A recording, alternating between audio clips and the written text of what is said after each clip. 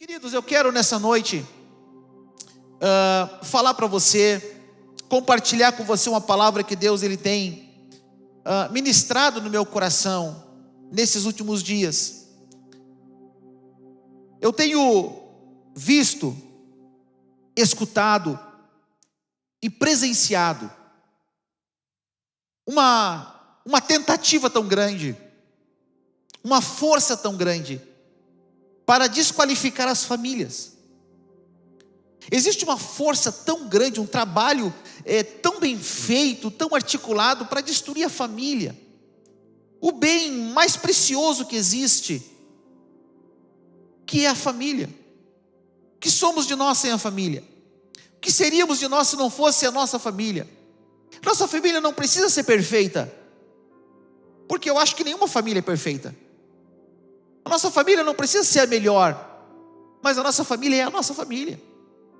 É ali que a gente se sente bem, ali é a nossa casa, ali são os nossos parentes, ali são as pessoas que a gente ama, ali dentro é onde a gente se sente seguro, é a nossa família.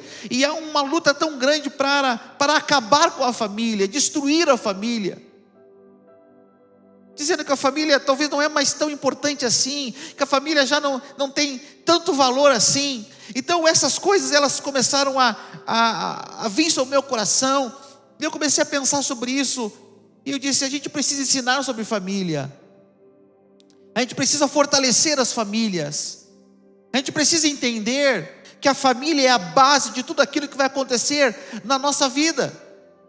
Tudo começa primeiro na família. É lá que nós somos alimentados primeiro, é lá que nós aprendemos a caminhar, é lá que as coisas começam a acontecer na nossa vida. Tudo acontece primeiro na família. Então essa base tem que ser muito bem estruturada, tem que estar muito bem. E a gente tem um texto que eu queria ler com você, de uma passagem bíblica que está no livro de Ruth, no capítulo 1, a partir do versículo 1. E é tão interessante essa história, que essa história começa a falar de um homem chamado Elimeleque e a sua esposa Noemi e os seus filhos Malom e Quilion, que eles saem de uma cidade e vão para outra, mas eles estão falando de uma família que conhece a Deus, que sabe dos princípios de Deus, mas só que o topo dessa mensagem, o foco dessa mensagem não é essa família, mas é uma mulher, uma das noras, que acaba aceitando a Jesus, convertendo-se ao Evangelho, e ela acaba então tomando conta da sua sogra. E esse texto ele prova que nora e sogra se dão bem, sim, dá para se dar bem, né? Embora às vezes tenham uma dificuldadezinha, né? Mas a sogra da minha esposa é a melhor sogra do mundo, né? Então, gente, dá para se dar bem com a sogra, né? Eu amo a minha sogra. Minha sogra é um doce de pessoa, a gente se dá muito bem, né? Eu nunca briguei com ela já brigou comigo, né? Mas é uma pessoa que eu amo demais, né? E um beijo para ela, que ela sempre nos ouve, não ouve às vezes na hora, mas depois ela vai lá, ela dá uma passadinha na live. Então um beijo para minha sogra também. Ruth capítulo 1, versículo 1, diz assim, você pode ler na sua Bíblia ou então no nosso telão. Na época dos juízes houve fome na terra. Um homem de Belém de Judá, com a mulher e os 2 filhos, foi viver por algum tempo nas terras de Moabe.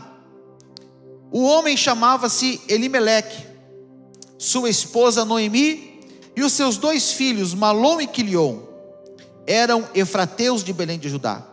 Chegaram a Moabe e lá ficaram. Morreu Elimeleque, marido de Noemi, e ela ficou sozinha com seus 2 filhos. Eles se casaram com mulheres moabitas, uma chamada Orfe e outra Ruth.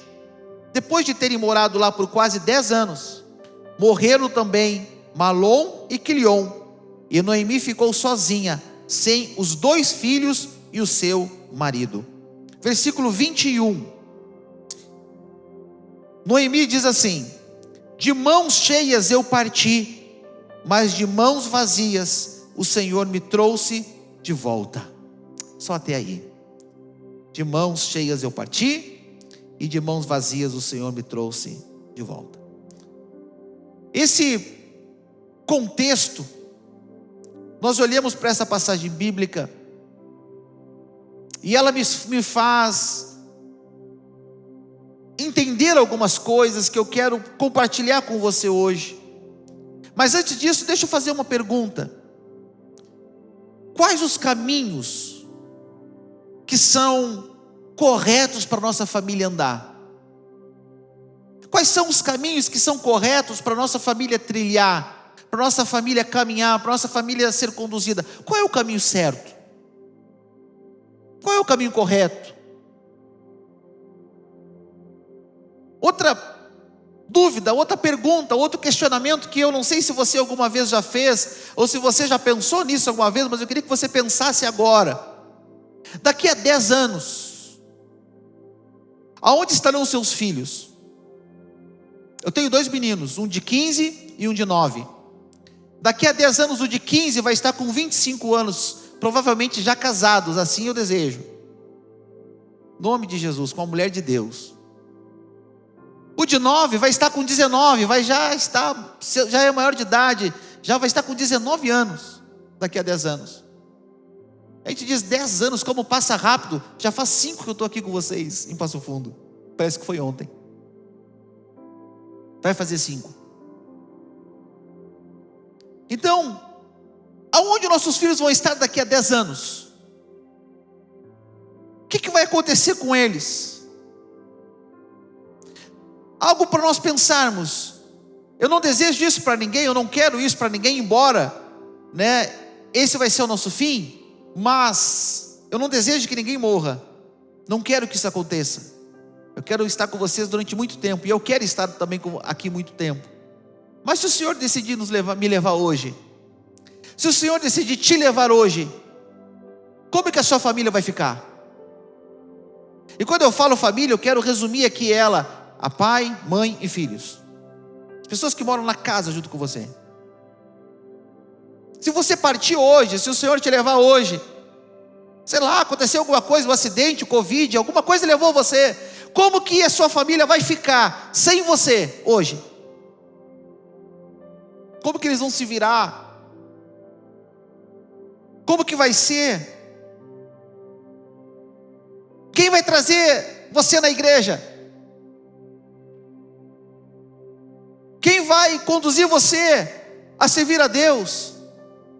Porque às vezes dentro de uma casa com 4 pessoas, uma só é aquela pessoa que se preocupa com marcar horário para o culto e vir ao culto, com o horário. Se aquela pessoa ela não se movimentar para vir à igreja, para trazer as pessoas do culto, ninguém na casa se movimenta. Então se essa pessoa que faz esse movimento, ela partir de uma hora para outra, quem vai ser você? O que você tem feito na sua vida para servir a Deus? Boa pergunta. O que você tem feito? Como que você tem trabalhado para servir a Deus? Quais são as atitudes que você tem tido para servir a Deus? E ninguém conhece os filhos mais do que nós pais. Uma pergunta: você conhecendo os seus filhos como você conhece,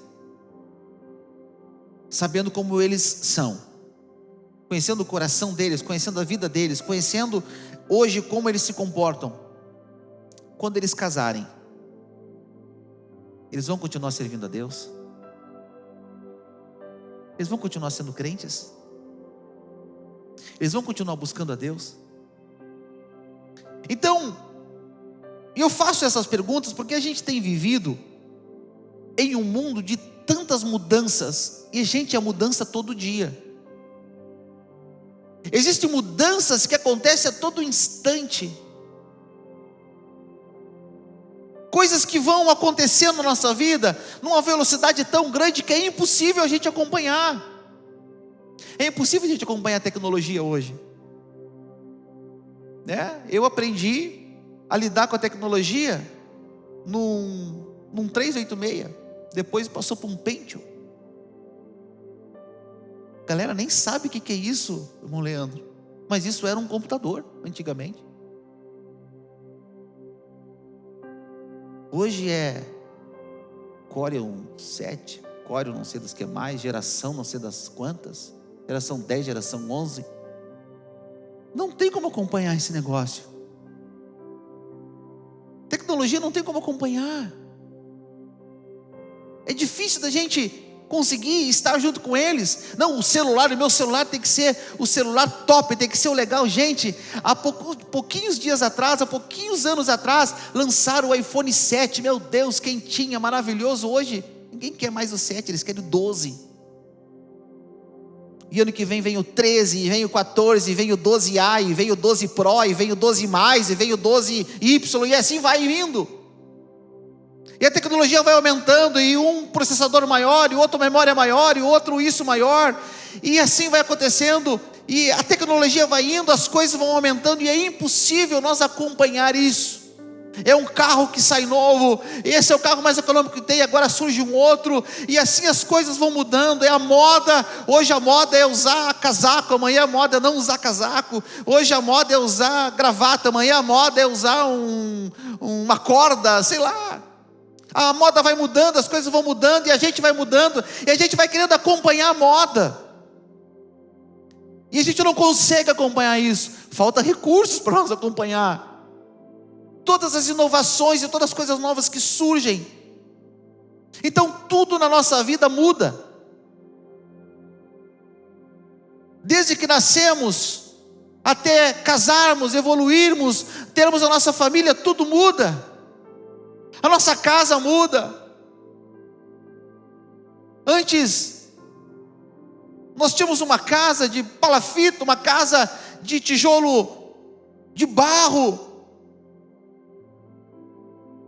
de chão batido, de palha para dar um amenizado no frio. Hoje nossas casas são com gesso, são com massa corrida, são com porcelanato, são com piso frio, é com ar-condicionado. A gente quer o melhor. O pão se assava num fogão a lenha, hoje é um forno elétrico. Nós evoluímos.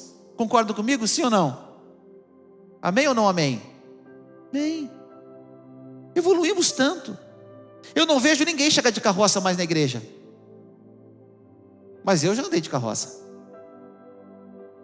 Eu vejo os irmãos chegar de carro, de ônibus, de Uber, de 99, de garupa, aplicativos. Ninguém chega mais e amarra o cavalo no portão da igreja, porque a gente evoluiu. E aí a evolução vai acontecendo, tudo vai mudando, tudo vai se adaptando.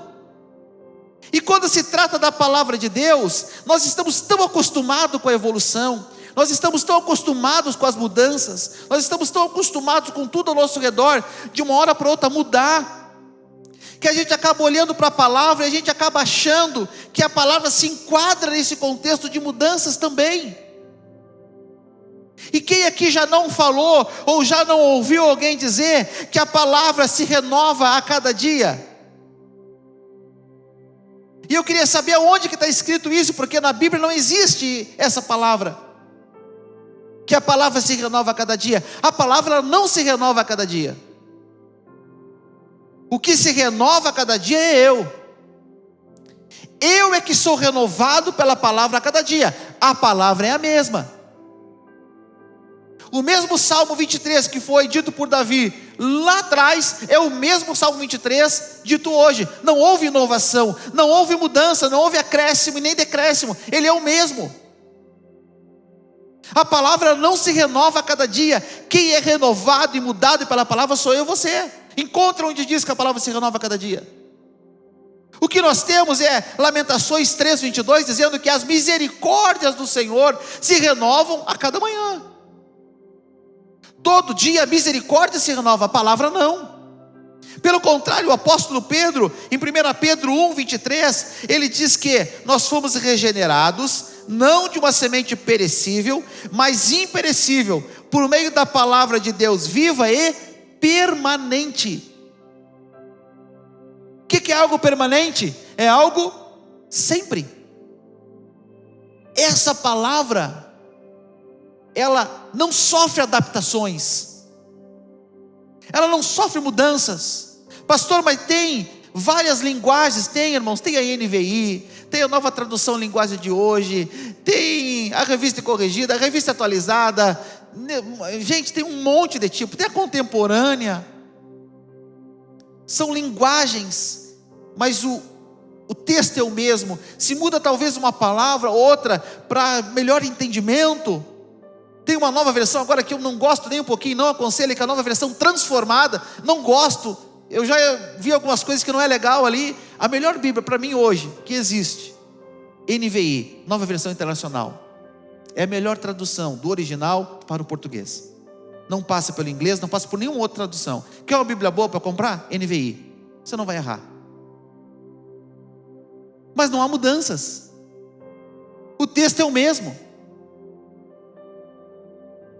Você pega a Bíblia contemporânea, você não vai entender. Eu tô revelo. O que é esse tô?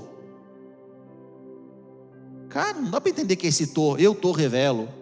Não, vai aqui na Bíblia NVI. Eu revelo a você. É a mesma palavra, é a mesma coisa, não houve mudanças. Mas nós estamos acostumados com mudanças periodicamente na nossa vida, e a gente olha para a Bíblia e a gente acha que, da mesma forma que o mundo muda, as coisas mudam de uma velocidade tão grande, a palavra também ela tem que se mudar. Há poucos dias apareceu um cara aí dizendo que precisamos atualizar a Bíblia, precisa ser atualizada. Eu sei que o contexto dele falar não foi esse, mas foi assim que foi entendido. Como que eu vou atualizar a Bíblia? O apóstolo Pedro diz que ela é permanente, é a mesma, ela não se renova, ela é a mesma. Quem se renova é eu e você. Ela diz que a palavra de Deus, ela separa juntas e medulas, ela não se renova, quem se renova sou eu e você. Então, quando nós olhamos para a Bíblia, quando nós olhamos para a palavra de Deus, e nós buscamos inovações, buscamos coisas novas, buscamos talvez interpretações diferentes, irmão, você não vai encontrar nada a mais do que a Bíblia realmente quer dizer. Aí aparece alguém dizendo, mas eu recebi uma revelação. Se está na palavra, se há uma confirmação na Bíblia, você pode ouvir. Se não há, lança fora. Retém o que é bom, o resto manda embora. A própria palavra diz, retém aquilo que é bom. Saiba o que você está ouvindo. Mas quando nós olhamos para o contexto que nós vivemos hoje no mundo, aonde tudo muda, e nós olhamos para a Bíblia, não há adaptações. Romanos capítulo 12, versículo 2 diz, não se amoldem ao padrão do mundo. Não é nós que temos que nos moldar com o mundo, não. Eu não tenho que pegar o Evangelho, eu não tenho que pegar a Bíblia, eu não tenho que pegar a igreja e adaptar a igreja ao mundo, porque nós nos adaptamos ao mundo. Agora essa semana está prometendo frio, 10 graus negativo aqui para a nossa região. Eu nunca tive num frio tão grande assim. Então a gente vai ter, se vier esse frio, a gente vai ter que se adaptar. Como? Sei lá, vamos sair enrolado com cobertor, mas vamos se adaptar. A gente é adaptável a tudo, mas a Bíblia não.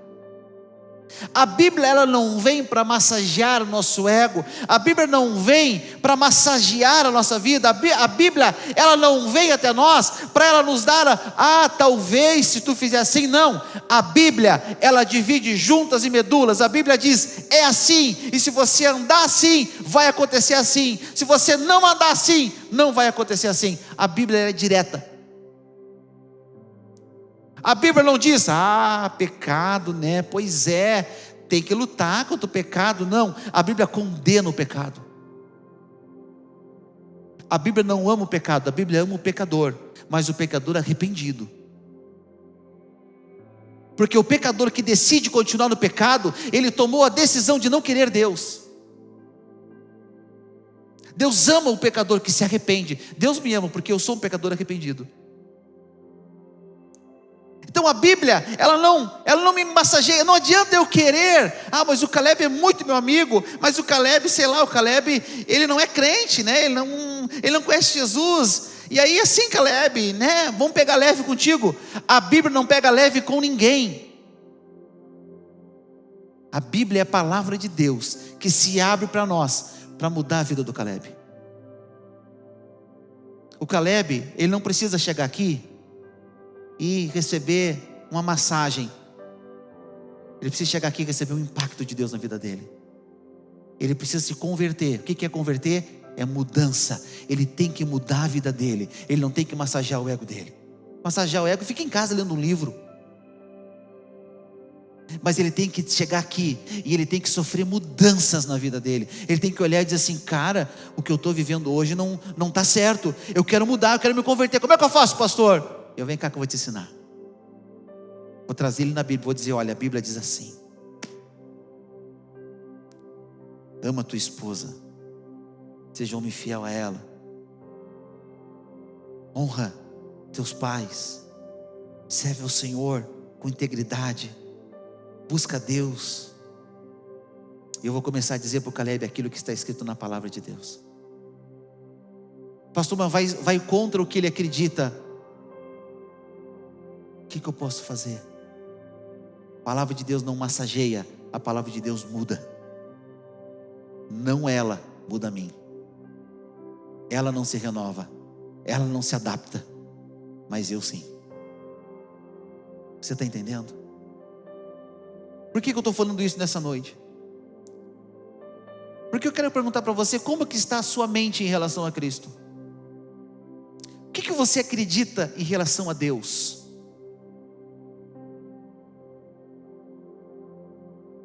Como que você vê Deus? Você enxerga Deus, você olha para Deus como se Ele fosse um banco? Silvio Santos, quem quer dinheiro, o aviãozinho? É assim que você enxerga Deus?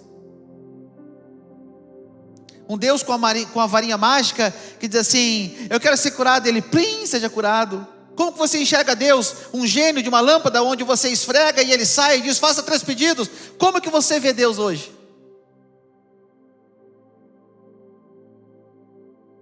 É uma boa pergunta. Como que você enxerga Deus na sua vida? Se você não olhar para Deus e não enxergar Deus como Senhor da sua vida, nada vai acontecer. Quem é Senhor? Aquele que senhoria, aquele que domina, aquele que comanda a minha vida. Senhor é aquele o qual eu estou abaixo dele. É aquele o qual eu digo: sim, Senhor. É aquele o qual eu digo: vai ser feito assim, Senhor. Deus, Ele é o teu Senhor. Como que é a sua mente em relação a Cristo? Porque o apóstolo Paulo diz que nós precisamos renovar a nossa mente. E não é renovar essa mente adaptável. Eu não tenho que adaptar a minha mente com as coisas do mundo e pegar algum versículo para adaptar, não. Ele está dizendo que eu tenho que transformar a minha mente, mudar ela, transformar ela da forma que a Bíblia quer que ela seja. E para isso, você vai ir ao contrário de algumas coisas do mundo. Algumas amizades, alguns contextos, algumas pessoas que você pode até amar e gostar, mas se o comportamento dela é um comportamento que não honra a Deus, que a presença de Deus não está sobre ele, não tem o que você fazer.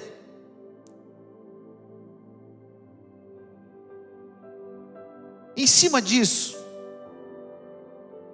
quais os exercícios que você está fazendo para manter a sua mente renovada pelo Espírito de Deus? Porque tudo que nós fizemos hoje vai refletir lá na frente. Hoje, por exemplo, nós estamos colhendo os reflexos do que aconteceu lá atrás. Lá atrás o papai e a mamãe diziam para nós: estuda, meu filho, vai fazer uma faculdade, vai estudar. E a gente: eu quero trabalhar, né? Eu quero conquistar o mundo. E a gente achava que ia ficar rico trabalhando, né? Meu pai dizia para mim: vai estudar, Samuel. E eu dizia: não, eu quero comprar a minha BMX. Lembra da BMX, a bicicleta aquela? Hoje o pessoal não quer mais BMX, né? Eles querem, como é que é o nome daquele? Aquele que tu anda assim, patinete o elétrico, né? Querem moto, querem carro. Cara, eu queria uma BMX, uma bicicleta, um tem bike para pular, fazer acontecer. O pai não tinha como me dar, eu fui trabalhar, fui estudar de noite, trabalhar durante o dia para poder comprar minha BMX. E o pai dizia: filho, estuda, porque lá na frente tu vai precisar. E hoje, talvez a gente diz assim: por que eu não fiz a faculdade? Porque talvez você não ouviu seus pais. Você escolheu isso. E o reflexo daquilo que você está colhendo hoje é aquilo que você fez lá atrás. Ou seja, as decisões que você tomar hoje, as coisas que você fizer hoje, eu vou refletir lá na frente. Daqui a 10 anos da vida dos seus filhos. Porque daqui a 10 anos esse adolescente vai ser um jovem. Esse jovem vai ser um pai de família. Um chefe de família. Daqui a 10 anos essa menina, essa princesinha que você tem, vai ser uma mulher, vai estar te dando netos. Parece que é tão longe, mas não é, é ali. Então, as nossas ações, elas vão refletir amanhã. E Alimeleque, ele não pensou nisso. Ele estava em Belém com a sua família, com a sua esposa Noemi, com seus 2 filhos, e houve fome naquele lugar, houve um momento de dificuldade naquele lugar, e Alimeleque, ele não pensou 2 vezes, ele pegou a sua família e ele foi para Moabe. Ele era de Belém. Belém quer dizer casa do pão, lugar de alimento. Ele sai desse lugar, ele sai de Belém, ele vai para Moabe. Ele não se importa que os moabitas não são tão lá amigáveis com o povo de Deus, não servem a Deus. Eles servem a Quemos, que é o Deus dos moabitas, um Deus que deseja sacrifícios humanos, sangue humano. Ele está indo para um país o qual a origem dele foi simplesmente de um ato totalmente depravado, incestuoso das filhas de Ló, aonde as filhas de Ló embebedaram o próprio pai, deitam com seu pai, e elas têm filhos do próprio pai, e ali nasce 2 povos inimigos de Deus, os moabitas e os amonitas, filhos das filhas de Ló com seu pai. Ele não olha para esse contexto da onde ele estava indo com a sua família, ele simplesmente vai porque houve uma necessidade, houve uma oportunidade. Ele não olha o contexto que ele está tirando a sua família da casa do pão, do lugar de alimento, e está levando a sua família para um lugar totalmente longe de Deus. Ele está tirando a sua família de um lugar onde ele tem uma igreja para ir todo domingo, uma palavra para escutar todo domingo. Se ele precisar de um pastor para estar ao lado dele, ele vai ter. Ele não está levando isso em conta. Ele está indo para um lugar onde não tem uma igreja, onde o mais próximo que tem é um templo para oferecer sacrifícios, não a Deus, mas a Quemos. Então ele não pensa o que ele faz, ele pega a sua família, porque houve uma necessidade, houve uma oportunidade, ele leva a sua família então para Moabe. Alimeleque sai do lugar do pão, ele vai para um lugar totalmente hostil com a sua família. Então eu quero desse contexto extrair aqui algumas lições muito importantes para a nossa vida e para a nossa família. A primeira lição que eu quero extrair daqui, desse contexto, desse texto, é que as decisões que nós tomamos hoje serão fundamentais para o meu futuro amanhã. Serão sim. Alimeleque não pensou no que podia acontecer amanhã. Alimeleque não perguntou para Deus se era para ir ou não. Ele tomou uma decisão e foi. Alimeleque, ele não se preocupou se estava agradando a Deus, ele não se preocupou se era a vontade de Deus, ele simplesmente tomou uma decisão. Eu não sei se ele recebeu uma proposta de emprego, ele não sei se tinha algum parente que morava lá, eu não sei se alguma coisa aconteceu para que ele pudesse ir para lá, mas ele pega a sua família e ele sai de Belém e ele vai para Moabe sem consultar a Deus. Ele não pensou numa coisa, ele está saindo de Belém com a sua esposa e com 2 meninos, 2 adolescentes. e adolescente, com 10, 15 anos, daqui a 10 anos, possivelmente vão casar. Ou antes. Alimeleque não pensou: espera aí, se eu for para lá, daqui a 10 anos os meus filhos já vão ter idade para casar. Então eles vão procurar mulheres moabitas. Eles não vão procurar mulheres do nosso povo. Eles vão se unir com pessoas que não são do nosso povo, que não servem ao nosso Deus. Alimeleque não pensou nos seus filhos, Alimeleque não pensou na sua família. Ele pensou nele. Uau! Ele não pensou em ter uma igreja para poder levar os seus filhos na escolinha. Nós estamos aqui agora, as crianças estão lá atrás na escolinha, aprendendo a palavra de Deus numa linguagem delas, para elas. Ele não se preocupou com isso, com o ensino que ia trazer para sua casa.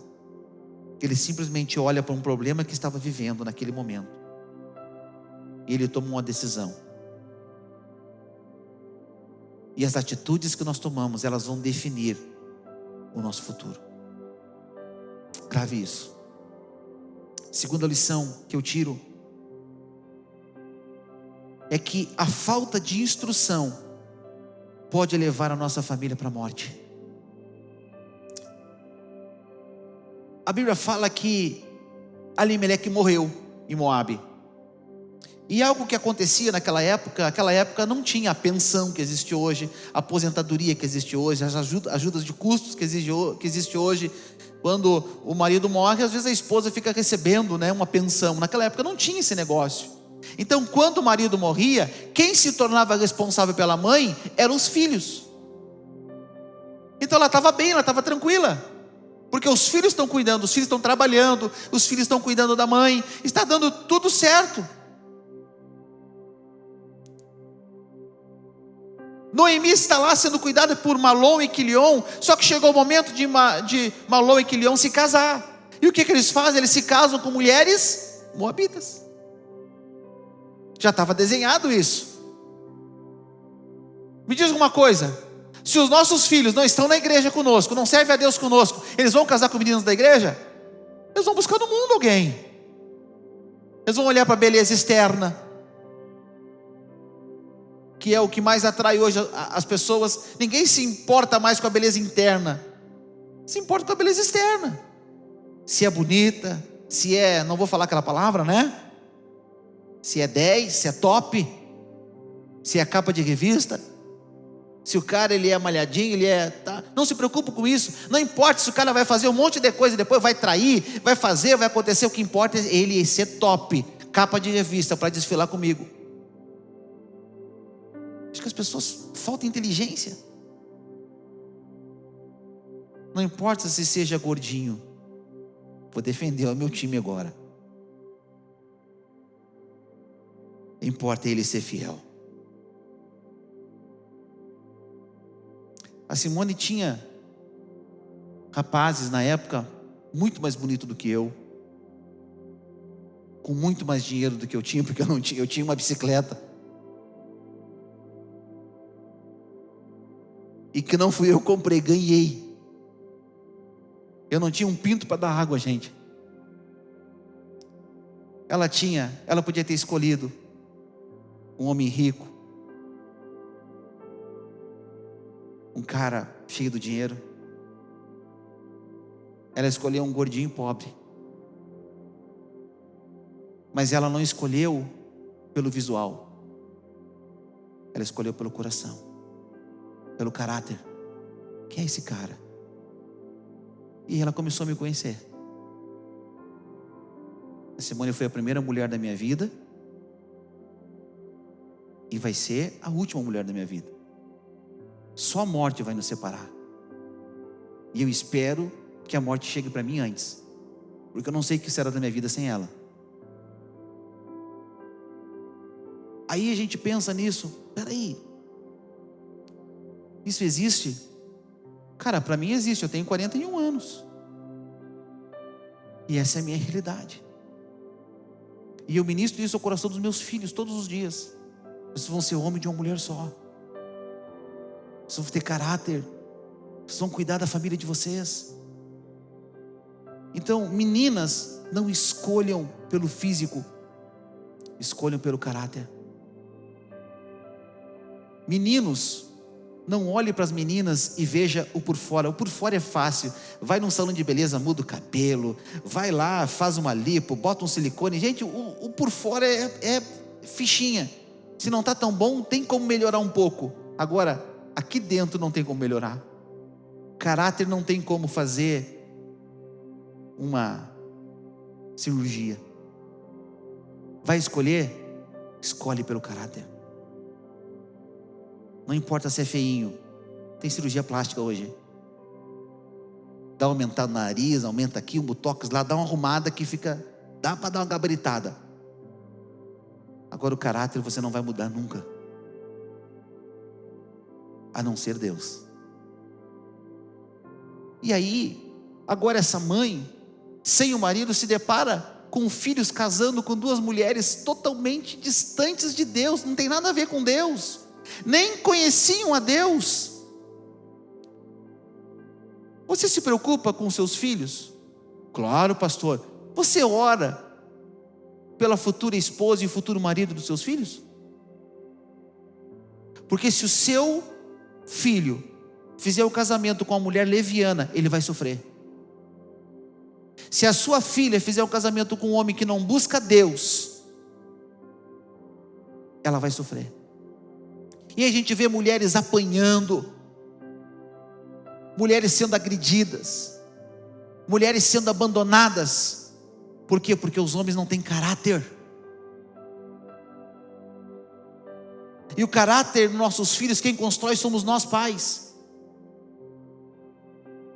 É nós pais que conduzimos ele. Irmãos, o mundo não tem a capacidade de produzir caráter nos nossos filhos. A única forma do caráter ser produzido nos nossos filhos é através da palavra de Deus, porque ela não vai massagear o nosso ego, ela vai nos transformar. Ela vai dizer assim: cara, tu está mentindo. A mentira não vem de Deus. A Bíblia fala que os mentirosos não vão entrar no reino dos céus. Então tu tem que parar de mentir. Ah, mas é uma mentirinha. Mentirinha é mentira do mesmo jeito. Você tem que parar de mentir, cara. Mesmo que a verdade doa, mesmo que a verdade te traga prejuízos, fala a verdade sempre. Sempre. A verdade tem que ser sempre. Aí vai numa CPI, eu juro falar a verdade, descobre os caras mentindo. Falta de caráter. A falta do caráter está espalhada no mundo, mas ela não pode ser uma realidade na nossa casa, não pode ser uma realidade na nossa família. A nossa família tem que ser diferente, mesmo que a gente tenha prejuízos. Fale a verdade, sempre, sempre. Não minta, não engane. Deus não vai estar com você. Você tem orado pelos futuros cônjuges dos seus filhos, para que eles não venham se apaixonar por uma mulher leviana, para que elas não venham se apaixonar por um rapaz leviano, que hoje estão com ela ou estão com 10 ao mesmo tempo, mas que eles venham se apaixonar por uma pessoa certa, uma pessoa correta. Eu me apaixonei pela Simone, ela se apaixonou por mim, pelo menos eu acho, e foi uma vez só, e vai ser para sempre. E a gente se ama desse jeito.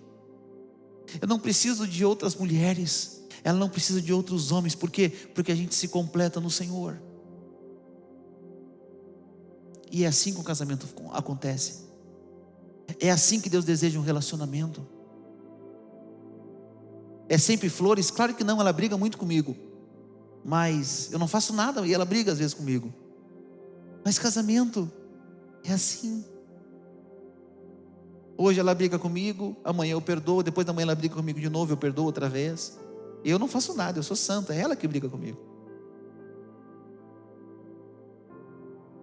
A falta de um planejamento para o futuro da fé da nossa família pode nos levar a escolhas erradas. Diga assim comigo: planejamento de fé.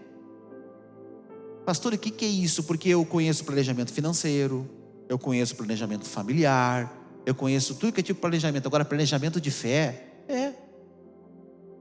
tem pessoas que fazem planejamento financeiro. Olha, eu vou depositar 1.000, ano que vem eu vou ter 1.100, no outro ano eu vou ter 1.200, e eu vou fazer. A gente faz um planejamento. Nós vamos gastar tanto, nós vamos economizar tanto, nós vamos fazer assim, assim, assim. Faz um planejamento financeiro, ótimo. Vem a crise, rapa tudo que você planejou. Vamos fazer um planejamento familiar agora, a gente vai comprar essa casa, vamos comprar aquele carro, vamos comprar. Perde o emprego, você não compra nada.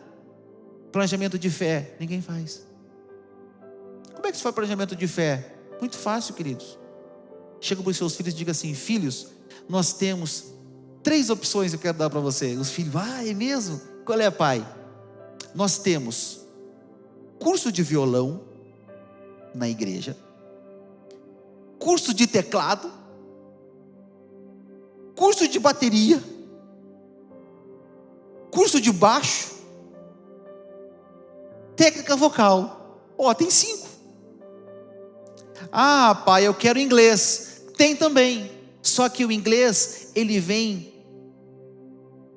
casado com uma das 5 opções. Faz o inglês, mas tem que escolher uma dessas. Não quero nenhuma dessas. Sabe uma coisa que eu acho muito interessante? É que os filhos às vezes dizem assim, os adolescentes, jovens, crianças, eu quero tocar. E aí os pais começam: se tu passar de ano, tiver boas notas, no final do ano o pai te dá um violão para tu aprender. Para investir no instrumento, para investir em algo na igreja, para trazer as crianças para a escolinha, para aprender sobre Deus, a gente não faz. Agora eles pedem um celular, você vai lá e compra um celular e dá para eles. Você paga 1.000, 2.000, 3.000 num celular, e não quer pagar 150, 200 num violão. No ano passado, retrasado, o Arthur disse assim: eu quero tocar teclado. Gente, no outro dia eu fui comprar um teclado para ele. Está lá o teclado, ele não está tocando, mas eu fui. Eu não dei o celular, eu dei o teclado. Eu tenho o meu violão há mais de 10 anos. Aí o Nicolas diz assim: eu quero tocar guitarra. Eu fui lá e comprei uma guitarra. Está lá. Nós temos que investir nos nossos filhos. A gente dá tudo. Damos tênis de marca, damos celular da hora, mas quando se trata das coisas da igreja, de Deus, a gente coloca um monte de regra. Nós temos que pensar planejamento de fé. Eu tenho que fazer coisas, eu tenho que planejar a fé dos meus filhos. A Bíblia diz que eu tenho que ensinar a criança no caminho que ela deve andar, até que vai chegar um ponto que ela vai poder andar sozinha. Mas até lá, tem crianças que com 9 anos já conseguem definir a sua fé. Tem outros que com 20, 30, 40 ainda não conseguem definir a sua fé, que precisam que alguém os conduza. Então nós estamos aqui para isso, para conduzir as pessoas na sua fé. Nós pais estamos aqui para isso, para conduzir nossos filhos na fé, fazer um planejamento de fé. Olha, um dia tu vai ser um homem de Deus, um pregador, um músico, um cantor, sei lá, tu pode ser um advogado, tu pode ser um médico, tu pode ser um juiz, tu pode ser o que você for, mas antes de tudo isso, você vai ser um crente, lavado e redimido pelo sangue de Cristo. Isso é planejamento de fé. Eles podem ser tudo, mas antes de tudo, eles têm que ser filhos de Deus, crentes, lavados, redimidos pelo sangue do Cordeiro. Quando nós fizemos, terceiro, quando fizemos e seguimos planos sem estar na vontade de Deus, isso vai gerar muito sofrimento. Chegou o momento da vida de Noemi, ela está lá em Moabe, só ela e os 2 filhos, e sabe o que aconteceu? Os 2 filhos morreram. Morreu o marido, Elimeleque, e morreu os 2 filhos. O que aconteceu? Noemi ficou em Moabe, só ela e as 2 noras. Imagina se as noras fossem ruins, as noras diziam assim: agora ela vai ver. Mas não. A Bíblia fala que o Ruth volta para Belém junto com Noemi. Ruth se apega tanto a Noemi que Ruth diz para Noemi: olha, para onde tu fores eu irei, onde tu pousares pousarei, o teu Deus vai ser o meu Deus. Mas Noemi, ela se acha em um momento que ela está sozinha. Alimeleque não pensou nisso. Se eu morrer lá, como é que vai ficar a minha mulher? Como é que vai ficar a minha família? Se meus filhos morrerem lá, o que vai acontecer? Ele não pensou em nada disso. Ele simplesmente deixou que uma circunstância definisse o futuro dele. Aí eu pergunto para você: quais são as circunstâncias que estão definindo o seu futuro? É para você pensar hoje. Quais são as adaptações que você tem feito na fé, mas que vão refletir no seu futuro, que vão refletir lá na frente? Quais são as decisões que você tem tomado hoje, as escolhas erradas que você tem feito, as coisas erradas que você tem tomado, os caminhos errados que você tem decidido trilhar, que vão refletir lá na frente, que vão afastar você de Deus? Talvez a esposa está dizendo: vamos para a igreja, e você: não estou afim hoje. Aí o marido está: vamos para a igreja, mas hoje eu não quero. E você não está se dando de conta que os teus filhos também não estão indo, que a sua família não está servindo a Deus. E quando você se der de conta, você está emaranhado, você está no meio de um monte de problema, de um monte de situação, e você não tem mais nem força para buscar Cristo. É tanto problema, é tanta situação, é tanta frustração, que você acaba não tendo forças mais. E aí vem aquela velha mentira do diabo: para mim não tem mais solução.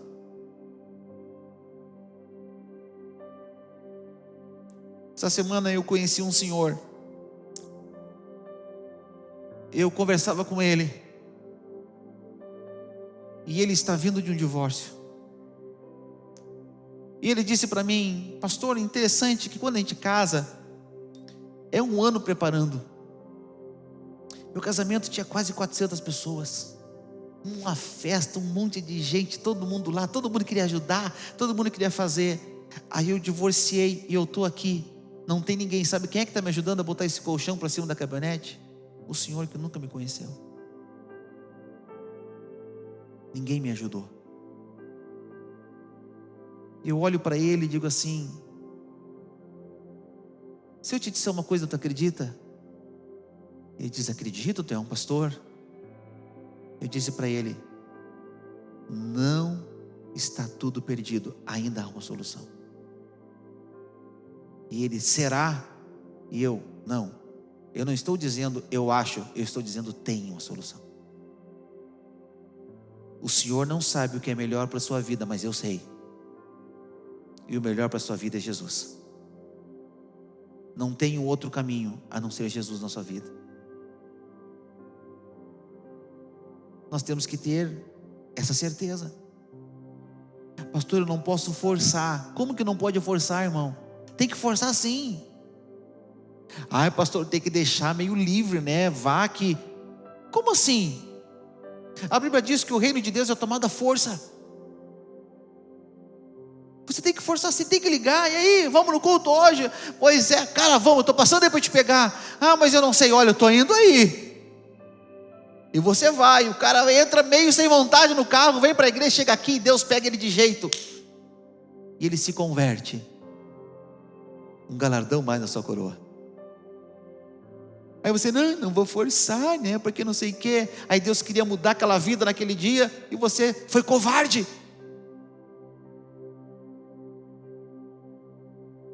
Irmãos, nós temos que tomar decisões que vão gerar vida, porque as escolhas erradas, elas vão gerar perdas.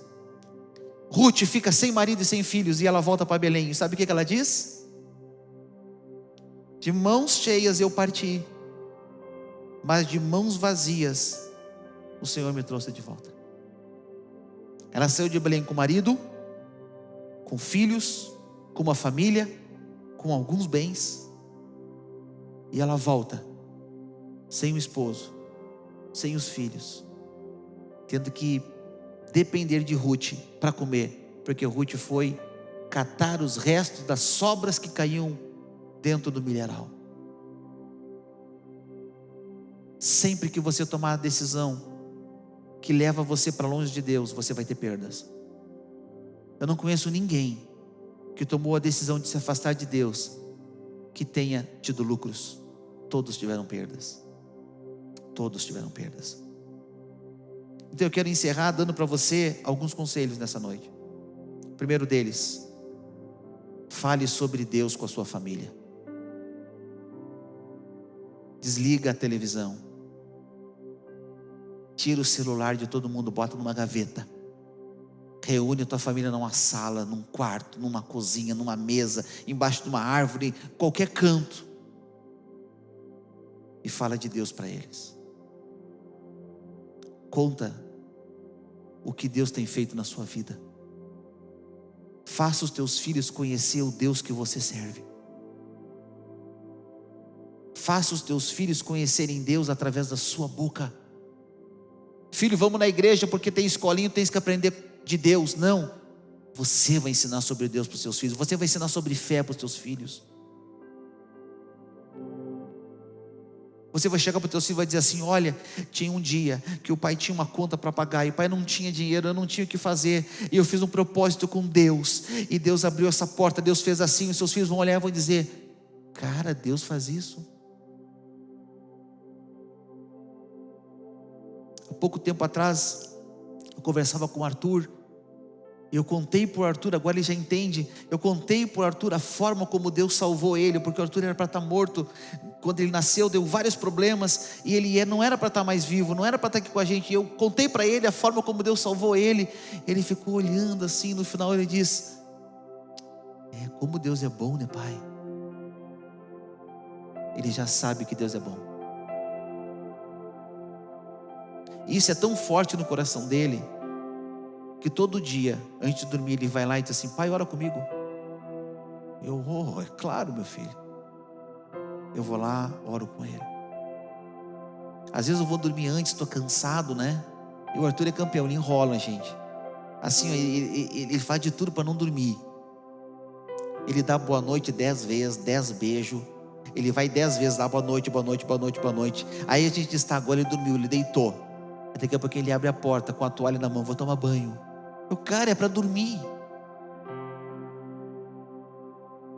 Mas depois de tudo isso, ele vai lá: ora comigo. Por quê? Porque ele sabe que ele precisa de Deus, que ele depende de Deus. Nossos filhos precisam conhecer Deus. Fale de Deus para a sua família.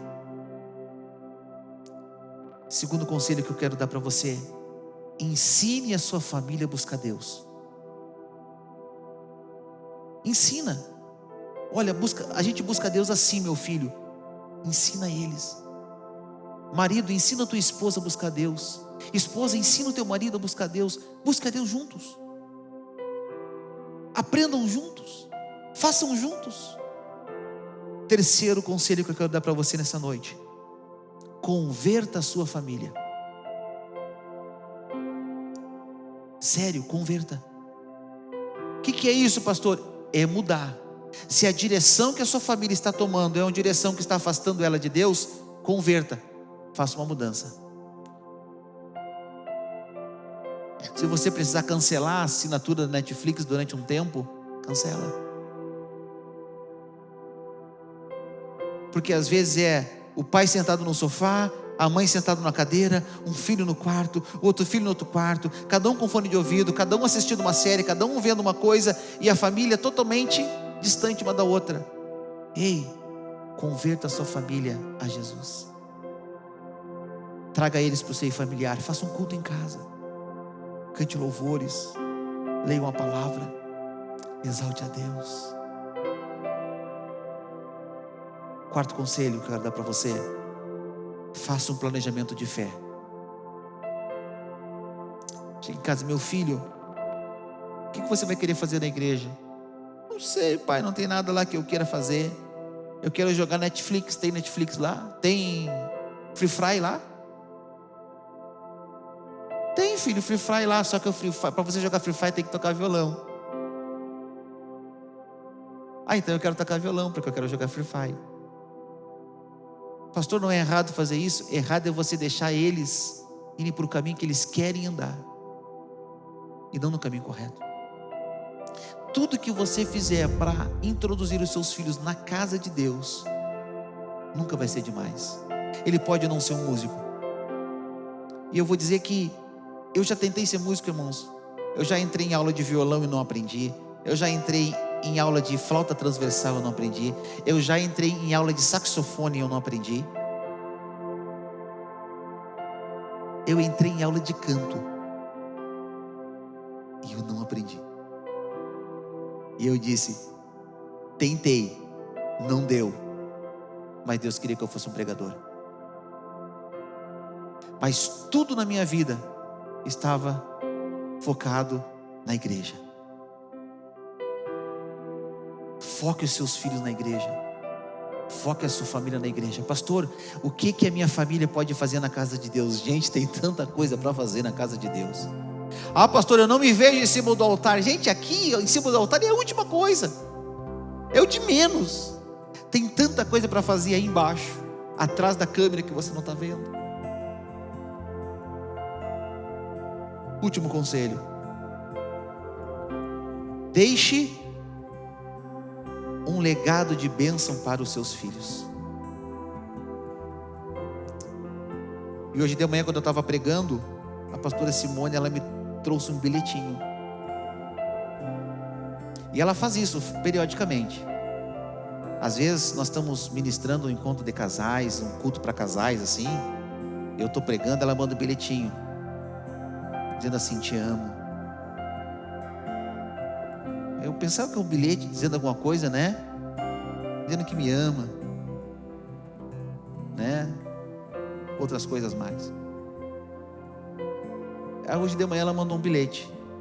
Estava pregando, ela mandou um bilhete para finalizar essa mensagem. E o bilhete dela é assim: herança é o que deixamos para os filhos, e legado é o que deixamos nos filhos. Faz toda a diferença. A gente pode até deixar uma herança muito boa para eles, mas se eu não deixar um legado, eles vão botar tudo fora. O filho pródigo recebeu uma herança, não recebeu um legado, pastor Paulo. O filho pródigo recebeu uma herança, botou tudo fora. Ele não recebeu um legado. Não se preocupe em deixar herança para os seus filhos, mas se preocupe em deixar legado para eles. Você não pode permitir o mundo chegar dentro da sua casa e definir as regras da sua casa, mas as regras da sua casa e da sua família têm que ser definidas por Deus, pela palavra dele. Então eu quero nessa noite orar com você. Eu não sei quais são os caminhos que você tem tomado na fé. Eu não sei quais são os caminhos e talvez quais são as consequências, quais têm sido os reflexos das decisões que você já tomou lá atrás. Mas o que eu disse para esse meu amigo, esse que se tornou meu amigo essa semana, eu quero dizer para você: há chance, há retorno, há esperança. Tem como mudar essa realidade. Pastor, o meu filho está nas drogas, o meu filho está na prostituição. Ei, ele está vivo? Então ainda há esperança, ainda há chance, ainda há oportunidade. Pastor, o meu casamento está destruído, está acabado, não tem mais o que fazer. Opa, como assim? Eu conheço um Deus que Ele é especialista em restauração. Deus pode fazer aquilo que você jamais imagina que Ele pode fazer. Deus, Ele consegue fazer aquilo que você diz que é impossível. Deus consegue transformar aquilo que você diz que não tem mais transformação. Você diz: já tentei de tudo. E que bom que você tentou de tudo e se frustrou, porque quando isso acontecer, você vai poder dizer somente Deus. E quando você disser somente Deus, então Deus vai poder entrar e fazer uma obra na sua vida. Restaurar esse casamento, restaurar essa família, restaurar o teu coração, te dar uma alegria, encher a sua alma,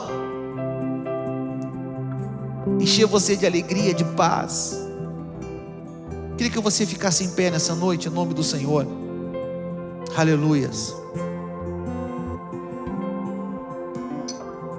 E eu queria orar com você. Orar por você. Orar pela sua casa, orar pela sua família. Eu não vou pedir para as famílias ficarem perto aqui, porque não vai ter como nós fazer isso aqui na igreja. Tem que manter esse distanciamento. A você que está em casa, estiver com a sua família, pode ficar junto com ela, porque eu quero orar pela tua casa agora. eu quero dizer para você: faça um planejamento de fé.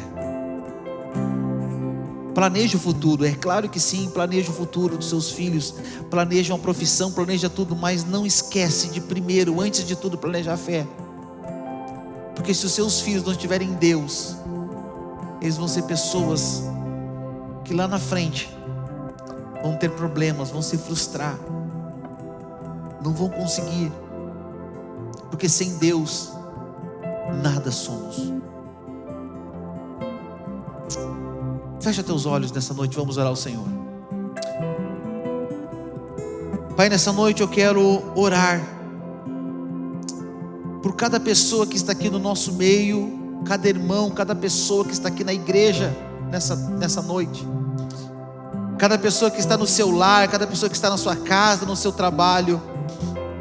Eu não conheço essas famílias, eu não sei talvez do contexto que eles estão passando, as dificuldades que estão enfrentando, as consequências que estão colhendo, Senhor, mas em nome de Jesus, eu sei que Tu és especialista em mudanças, Tu és especialista em renovação de mente, Tu és especialista, Senhor, em misericórdia, e nessa noite, Senhor, eu sei que Tu pode transformar esse cativeiro, Tu pode transformar, Senhor, o mal em bem, Tu pode transformar a maldição em bênção, Tu pode restaurar o casamento, Tu pode restaurar, Senhor, o relacionamento de pai e de filho e de pai, Tu pode restaurar o amor desse casal, Tu pode restaurar essa vida, Senhor, Tu pode trazer um novo sentido, Senhor, Tu és aquele que pode, Senhor, trazer mudanças a toda e qualquer pessoa que que buscar em Ti, Senhor. Então nessa noite, eu quero orar por essas famílias, eu quero orar por esses casais,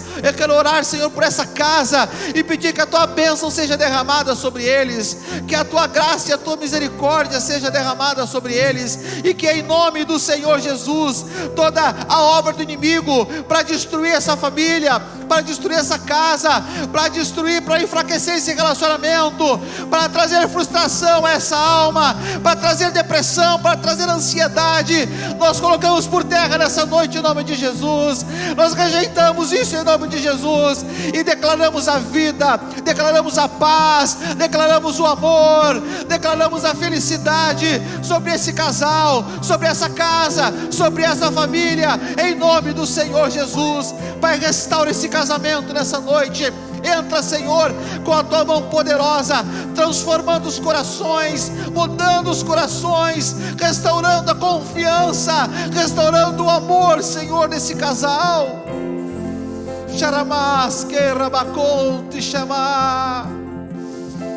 Pai, em nome do Senhor Jesus, Tu és o nosso Rei, Tu és o nosso Senhor, não há outro que reina sobre nós a não ser Tu.